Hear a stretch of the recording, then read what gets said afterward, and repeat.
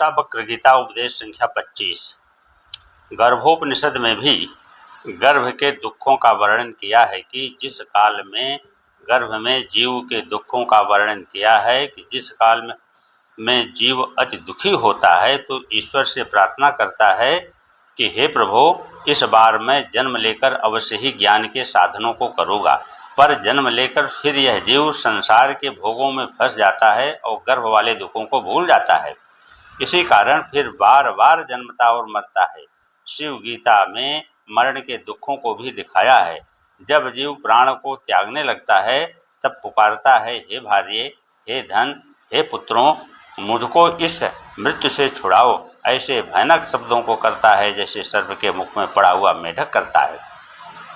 मरण काल में यह जीव इधर तो काल के पासों में बंधा हुआ है, उधर संबंधियों के स्नेह की रस्सियों से खींचा हुआ होता है, पर कोई भी मृत्यु से इसकी रक्षा नहीं कर सकता।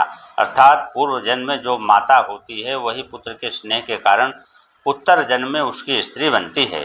जो पूर्व जन्म में स्त्री होती है वही उत्तर जन्म में माता होती है।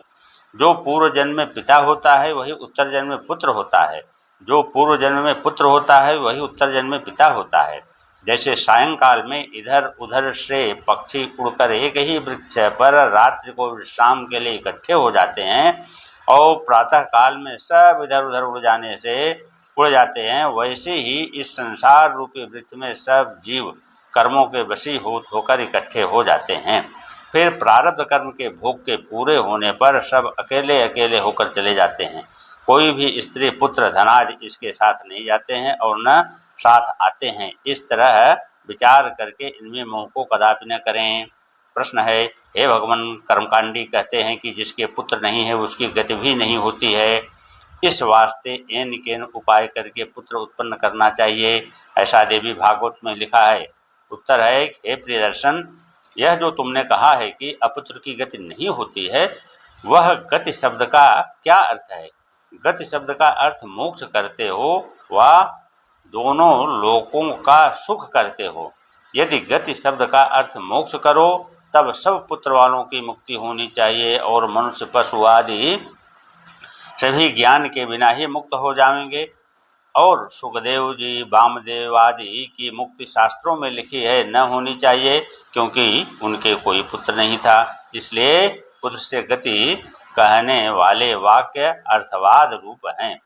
लोगों के पुत्र के संबंध से बड़े दुख उठाए हैं। राजा दशरथ ने राम जी के वियोग में प्राणों को त्याग दिया था। प्रथम तो पुत्र के उत्पन्न होने की चिंता, फिर उसके जीने की चिंता, फिर उसके विवाह और संतति की चिंता जन्म भर बनी रहती है। बड़े होने पर पिता की वृद्धावस्था पुत्र धनादिकों को ले लेते हैं और सेवा आदि कुछ भी नहीं करते हैं। अतः पुत्र भी विवेकी पुरुष के लिए दुख के हेतु हैं। इसी तरह और भी जितने विषय हैं वह सब दुख के ही कारण हैं।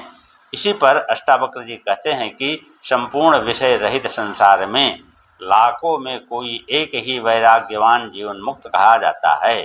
प्रश्न है, ज्ञानी की सर्वत्र इच्छा के उपशम में क्या कारण है? उत्तर, जितना कि दृष्टि का विषय प्रपंच है वह सब अनित्य है, अर्थात चेतन में अध्यस्त है।